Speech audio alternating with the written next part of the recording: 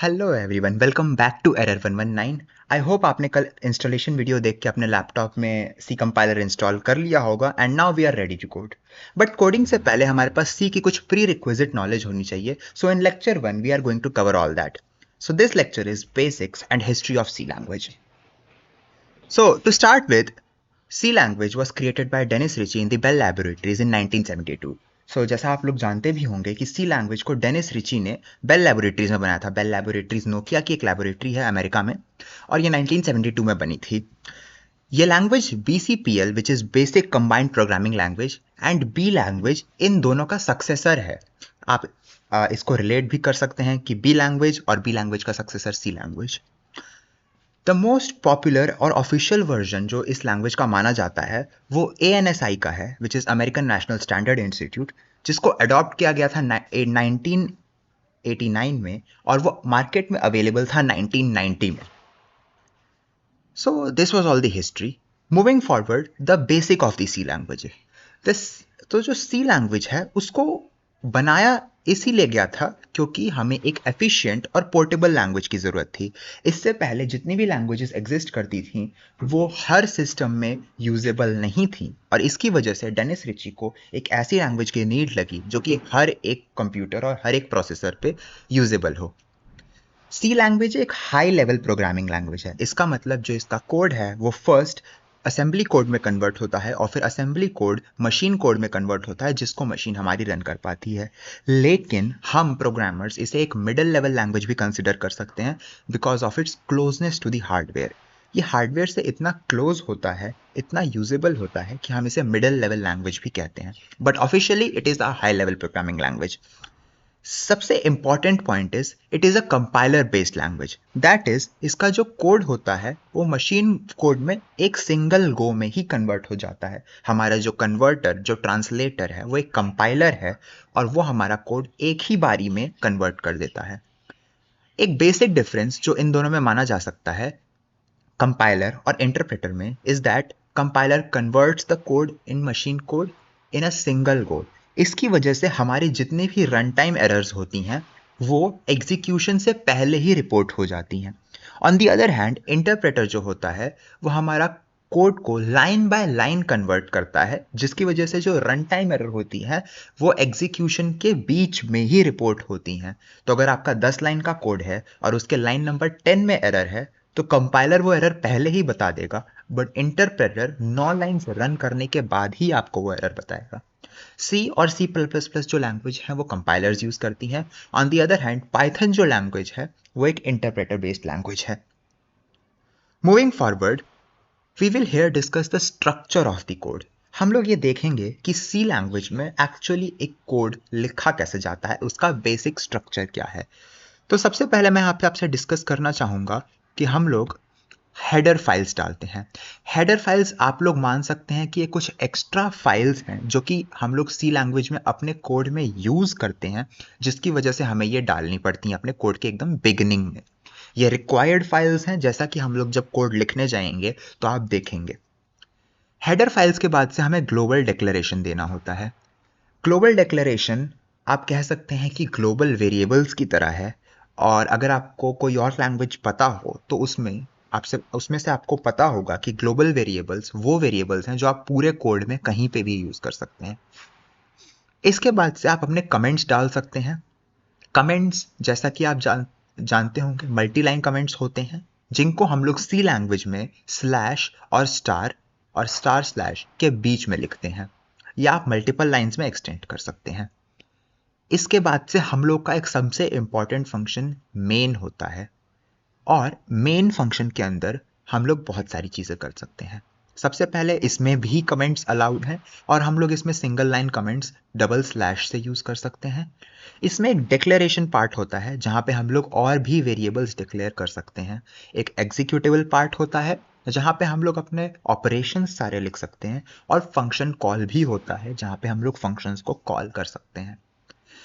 Code के last में हम लोग यूज़र डिफाइंड फंक्शंस लिखते हैं। ये वो फंक्शंस हैं जो हम लोग खुद अपने से बनाते हैं और इनको हम लोग कोड में यूज़ करते हैं।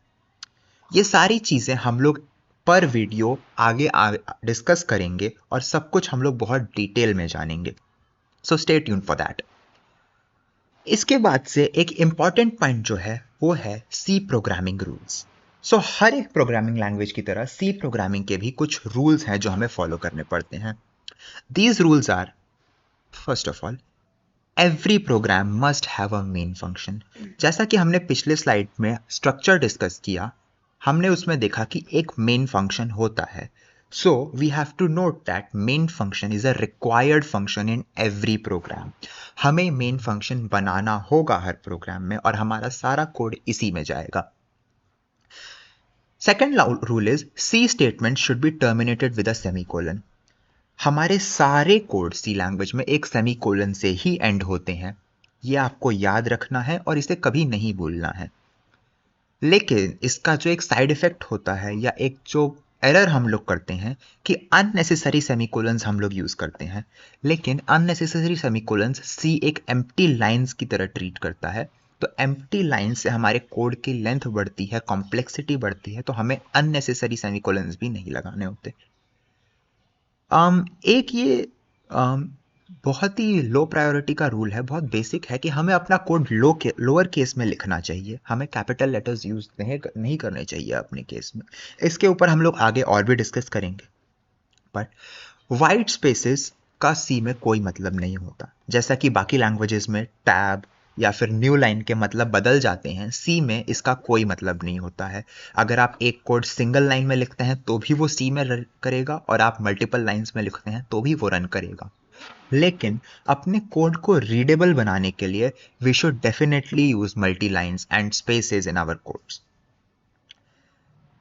And last but not the least, जो एक इंपॉर्टेंट पॉइंट है कि we should have equal number of opening and closing braces. इसका मतलब आपने जितने ब्रैकेट्स को ओपन किया है उतने ब्रैकेट्स को आपको क्लोज भी करना होगा। बहुत सारे आईडीईज में ये प्री बिल्ट फीचर होता है, जैसे VS कोड में जब आप कोई ब्रैकेट ओपन करते हैं तो उसका क्लोजिंग ब्रैकेट आपको अपने आप मिल जाता है।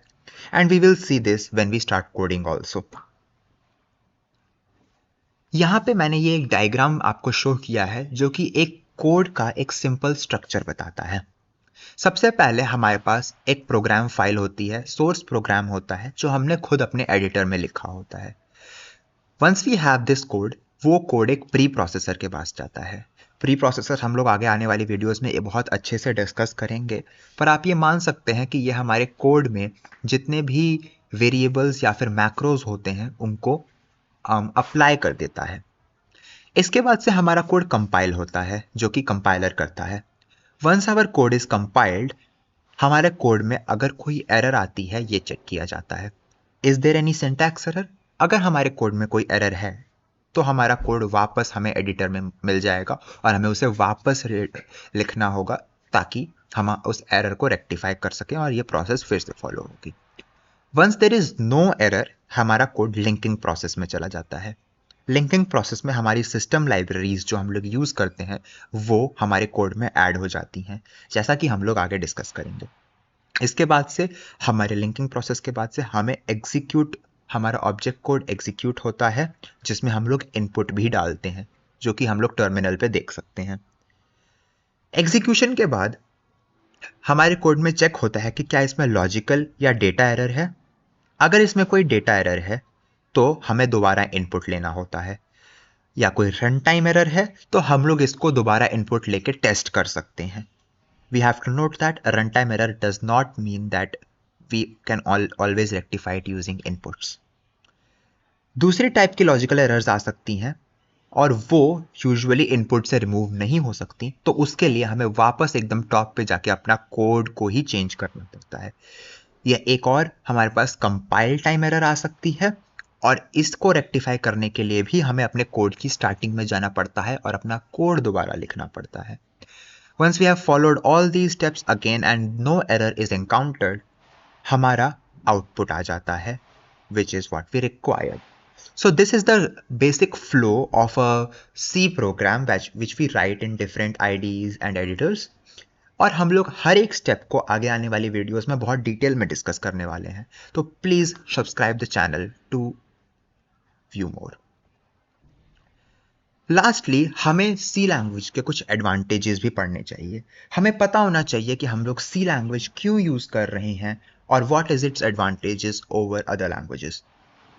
तो सबसे पहले जो कि एक एडवांटेज है सी लैंग्वेज का, वो बहुत सारे डेटा टाइप सपोर्ट करती है और बहुत सारे कैरेक्टर सपोर्ट करती है।